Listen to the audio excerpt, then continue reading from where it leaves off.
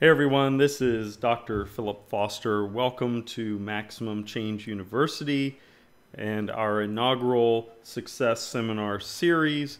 I'm very happy to be here today and introduce to you our very first webinar. And this is one of 15 sessions that we're going to hold over the next few weeks. And there's no need for you to worry, because if you miss a session, they're going to remain on our Facebook page. And if you look right below in the comments box that's describing this session, you'll find a link to our Maximum Change, or MCU, Success Seminar series. And that we will have the recordings there. Now, this seminar is focused on Napoleon Hill's classic, and it's this book right here, Think and Grow Rich. And it's sold over 100 million copies to date. I'm not here to sell a book. I'm just here to tell you about the book. And we're going to go over this over the next few weeks. Think and Grow Rich was written in 1937, and it was inspired by suggestions from business magnate and late philanthropist Andrew Carnegie. Now, if you don't know who Andrew Carnegie is, I would encourage you to do some research on him. You can Google his name, Andrew Carnegie. He was a steel magnate. Very wealthy man for the early 20th century. Do recommend that you get to know who he is, especially if you're an entrepreneur or entrepreneur-minded. So, with that being said, we're going to explore the ideas that Andrew Carnegie gave to Napoleon Hill. Now, this is not, absolutely is not a get-rich-quick seminar, get-rich-quick scheme. I'm not here to sell you anything. This seminar is simply here to help you change the trajectory of your life forever. Now, in this seminar, we're going to explore some powerful success techniques that Andrew Carnegie himself gave to Napoleon Hill. Now, Carnegie suggested that what the world needed was a philosophy of achievement, a compilation of success principles from the country's greatest business people and leaders to show the commonality of their stories and serve as inspiration and enlightenment to those wanting more out of their life. Now, Mr. Carnegie said that we all have a great power under our control, a power greater than poverty or even education. It is the power to take possession of our own minds and direct it to whatever means we desire. Now, what he's saying is that we have the power to decide what we want to do with our lives. Now, I just want to say this. This statement points out that it's greater than poverty or education. Now, you will know by now that not every successful businessman or woman necessarily went to college. Some of them may not have even finished high school. In fact, if we look at Bill Gates, who is by all indications a very wealthy multi-billionaire who started Microsoft Corporation, he dropped out of college. So do not think because you're not rich enough or smart enough that you yourself cannot get success, because that, in my opinion, is a lie. Now, Hill goes on to say that this profound power is the gift from our Creator. And it is the only thing which man has complete and unchangeable right, control, and direction over. Now listen, if you're not a spiritually minded person, it's okay. This is not meant to be a religious seminar. However, the principles that Napoleon Hill brings forth in this book are grounded in Christian thought and philosophy. So we need to start somewhere with a foundation. Even if you're not a spiritually minded person, there is a takeaway here for you. Now, we said that the power of your mind is a gift from the Creator. Now, you might say, well, it's a gift from the universe, it's a whatever. That's fine. I don't care. I'm not here to split hairs with you. I'm a Christian. I believe it's from the Creator. So, if I'm going to say that, I need to back it up. The Bible states in 2 Corinthians 10:5 that we must take captive every thought. Now that alone tells us that we have the power to control our minds. And this has been something we've known about for millennia. In other words, what your mind feeds upon, your mind attracts to you. So, if you feed upon negative thoughts, you're going to have poverty and want. If you feed upon positive thoughts and positive creative solutions, you're going to be successful. So let's talk about how we're going to do this. Now, Napoleon Hill outlined some ideas, and I'm going to share with you here today. First of all, get a notebook. Now, I use it's a spiral ring notebook of sorts. I get it from Walmart here in the U.S., and it's under $6. And what's really cool about it is it's got like a paper over here with grid on it, and it's got a page here that's got lines on it with a subject and a date at the top. And I use this. And in fact, what I'm about ready to share with you is in this notebook right here. So on page 1 of your notebook, because I've already done it in mine, write a clear and concise description of your major desire in life. What you yourself accept as your idea of success. Is it wealth? Is it mansions? Is it fancy cars? Is it jewelry? Is it expensive round-the-world trips? Or is it giving of your time and effort, money, and otherwise to less fortunate? You are only limited by those things which you set for yourself in your own mind, and those things that you allow other people to set for you. So whatever your imagination is of what success is, that is up to you and is limited only by you or those around you that influence you.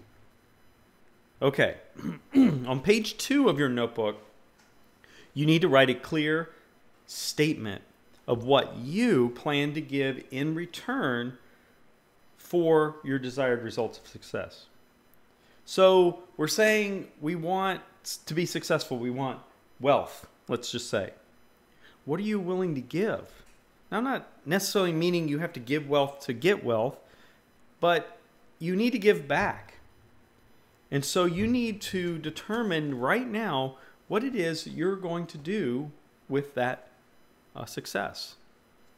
Now, here's the next point. You need to memorize what you desire and what you plan to give. Repeat these things at least 12 times a day. And I want you to end this activity with a simple and humble prayer. Now, you might say, well, again, I'm not a faith person. That's fine. You can say this is your mantra.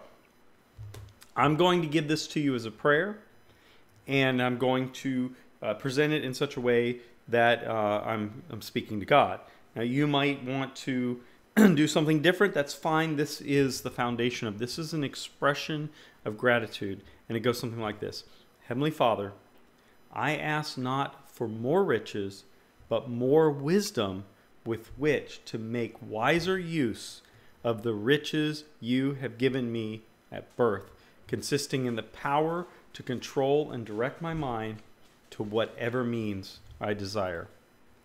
Now, if you are a faith-based person or faith-minded person, just consider this, Proverbs 16:1. We can make plans, but it's the Lord God that gives us the right answer. So this is why we should ask always in humility and constantly ask for wisdom. Okay.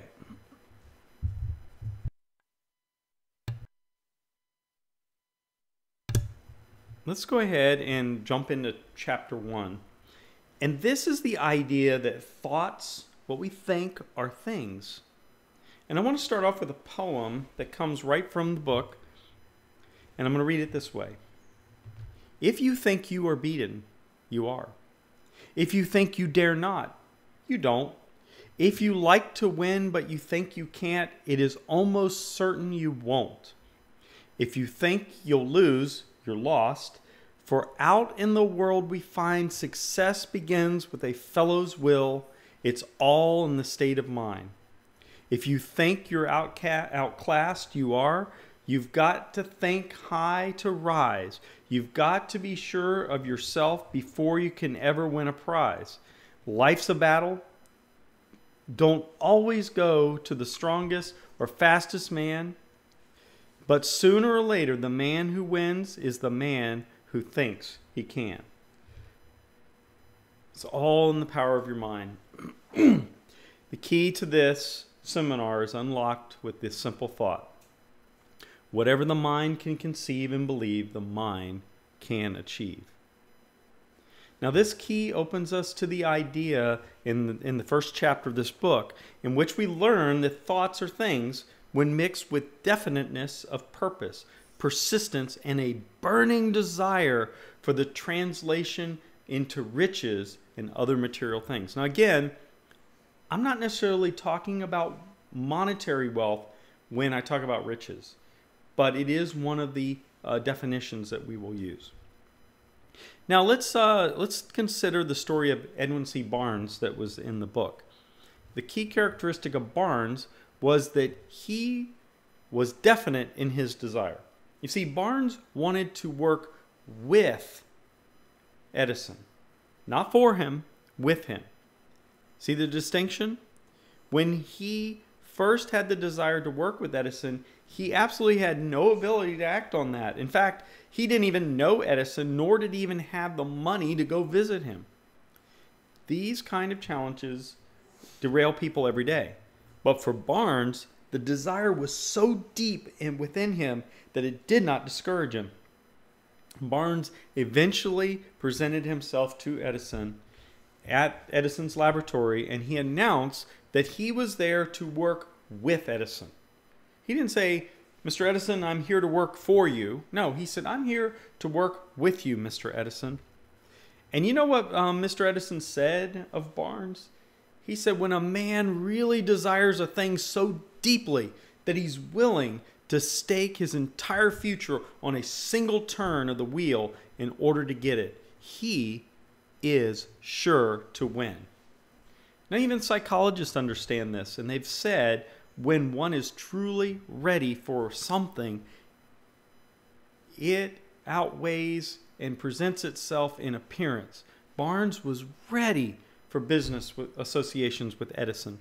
Moreover, he was determined to remain ready until he got what he was seeking. You see, it took a number of years before he was able to work with Edison, but he was undaunted.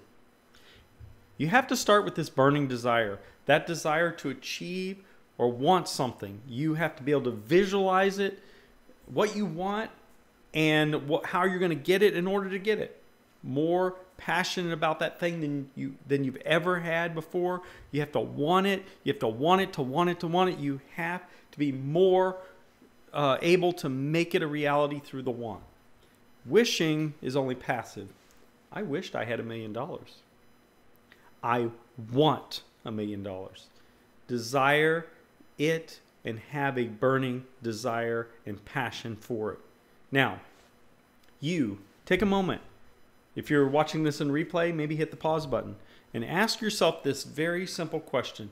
What is it that you so deeply desire that you are willing to stake your entire future on it in order to win?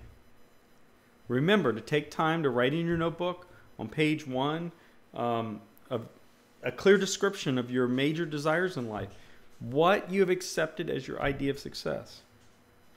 Now, here's what's important about writing something down and then speaking it out loud. I remember so vividly back in 2007, and I'm doing this in 2017, so it was 10 years ago. I wrote a list of goals. And while it's not unusual for me to write out a list of goals, the fact is I lost the list. And it was during a time that I was going through a lot of strife and life change, and there was really a big hardship going on. It was not until a few years later that I found the list and I read it. Now, here's what's interesting. I had forgotten totally about that list, but nearly everything on the list was either completed or in process. While I don't recommend you lose a list of your goals, I do think that this illustrates the power of activating your thoughts by the simple act of writing and speaking out loud those goals. Now, I do often wonder how much more successful, how much more quickly successful I would have been if I had been able to rehearse those goals every day. And I think that success may have gone beyond the goals that I'd originally had. So we have to also be mindful of how we talk to ourselves out loud. Now, I want to give you a simple example. I use this all the time when I'm talking to a client that is trying to change the way he's speaking or they're speaking. How many times have you said, today's going to be a good day? Today is going to be a good day. Now, that seems relatively positive, right?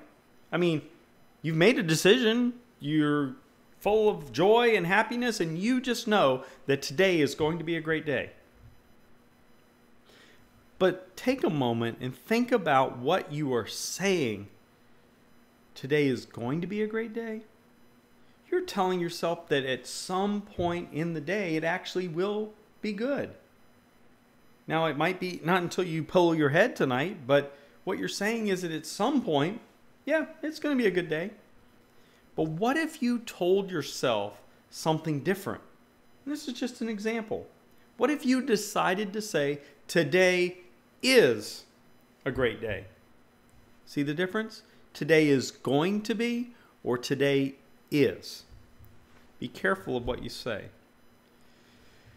If you were to reposition how you think about and speak about your goals, how much more successful can you be? Now, let's talk about the goal mine in the book here in chapter 1. This is moments from success. How many times have you given up or wondered if success was close? After you've given up, actually. Hill argues that the most common cause of failure is the habit of quitting when you're overtaken by temporary defeat. Now, I kind of experienced this firsthand. I had a pretty successful business in the early 2000s. Built this business from virtually nothing, no client at all, no funds, nothing, to a large company that was listed in Fortune magazine and was on QVC. It was all sorts of different places that it was listed. I got to a place in my life where there were some things going on and we decided to sell the business. Now, the business ended up failing after I gave it up. Now, it's not my fault that it failed. It's the fault of the person who purchased it. My point is, I often wonder how much closer I was to success, but I gave up. Now, we are all guilty of this. Consider the story in the book about the guy who found gold. The gold mine was producing these quantities of gold and they were just doing great, and all of a sudden they ran out of gold. The vein went dry. And after much dismay, and they kept trying and trying, they sold all their machinery to a junk man and they went home. Well, this junk man called an engineer. He's like, you know what? I'm not so sure. Let me call an engineer. And they were determined that the previous owner of the mine literally stopped feet from their goal. In fact, it was 3 feet. Now, 3 feet is roughly so big, roughly. They were this close to millions of dollars. Now, what if you gave up this close to your dream? The junk man became a millionaire because he took counsel from other people. You too should take counsel. Now, tomorrow we're going to talk about masterminds. So what the original owners of the mine later learned was that their desire can be transmuted into success also, but they gave up. The gold mine experience teaches us to keep on keeping on, no matter how hard the goal gets. Now, I'm a fan of this television show called The Shark Tank. Love that show. People go on the show and they bare their souls to these investors, and they're passionate about these businesses. And I remember one of the sharks one day said, you know what? This is a stupid idea. You just need to know when to give up. Now, I get it from a business standpoint why the shark was saying it, because he saw it as a losing proposition. But the person was so convinced and so passionate about their business that they ignored the shark. And you should too. No one should decide when you give up. No one should. Napoleon beckons us to analyze our experiences and to learn from them. Now, you may give up, you may fail, learn from them. In essence, study your failures and search for knowledge that may lead you to future success. Napoleon Hill did it. I've done it. I'm continuing to do it. So we find in chapter 1 that for anyone to be successful, it is crucial that there exists within them this absolute burning desire and passion to be great, or at least better than their current state. Without this desire, there would be no motivation or cause for action. Simple wanting or wishing will produce results as it's just wishful thinking. What is needed is deep burning desire. My grandfather says you can spit in one hand and wish in another. Which one's going to fill up faster? Thinking the spitting. You need a burning desire for something that will automatically result in actions that will bring results. For true success, desire is necessary, as wishes will only result in your frustration. Desires focus on presence of something or the addition of something, whereas wanting focuses on the lack. So let's not focus on the lack or the lacking part. You want to attract more success to your life through your subconscious. When you focus on desire, you are consumed by the feeling of having that thing. Now, some people, they take a notebook like this and they fill it with pictures of Maseratis and BMWs and mansions and jewelry and jets, and that's fine. Whatever it's going to take for you to imagine in your mind and picture what it feels like to succeed. You see, desire pushes you out of your comfort zone, because when you desire something, you will not sit idly by without doing something every day, everything possible to obtain that object of desire. This creates an attraction and brings in your life everything you desire. So all of the super wealthy started with a certain amount of dreaming, hoping, planning, desiring, both before they became rich. They imagined riches before they saw them in their bank accounts. You see, wishing will not bring riches, but desiring riches with a state of mind that becomes an obsession, then planning definite ways and means to acquire riches, and backing those plans with persistence, which does not recognize failure, will bring you riches. In other words, keep at it. This is not so different from the modern day concept of visualizing a savings goal with a specific price tag. Oftentimes, opportunity comes disguised in the form of misfortune or temporary defeat. Perhaps this is why so many people fail to recognize the opportunity and they quit. Don't quit. One of the most common causes of failure, again, is the habit of quitting when you're taken over by that defeat. Every person is guilty of this mistake at one time or another. Don't do it again. So let me go ahead and recap. The first principle of Think and Grow Rich is desire. The starting point of all achievement. Every person who wins in every undertaking must be willing to do everything possible. Do not cut your resources. Do not retreat. Only by doing can you bring certainty of maintaining a state of mind known as the burning desire. It's essential to your success. So I want to close this brief video with a couple of ideas. One, check out our Facebook page. The link is below in the comments. You can find our other videos here at that link. You can go to our website at MaximumChange.com. Would love to hear from you. But before we go, I want to again share with you the expression of gratitude. Heavenly Father, I ask not for more riches, but more wisdom, with which to make wiser use of the riches you have given me at birth, consisting in the power to control and direct my mind to whatever ends I desire. I really want to wish you great success. I hope you will check out our Facebook page link below. Join us for the next set of videos on this. If for some reason you didn't catch this live, you're welcome to go to our Facebook page below and see the rest of the videos and find out when we're offering other Success Seminar series presentations. This is Dr. Philip Foster with Maximum Change University. So happy you stopped in, and I wish you great success. Whatever your mind can conceive, you can achieve. Great success to you. See you soon.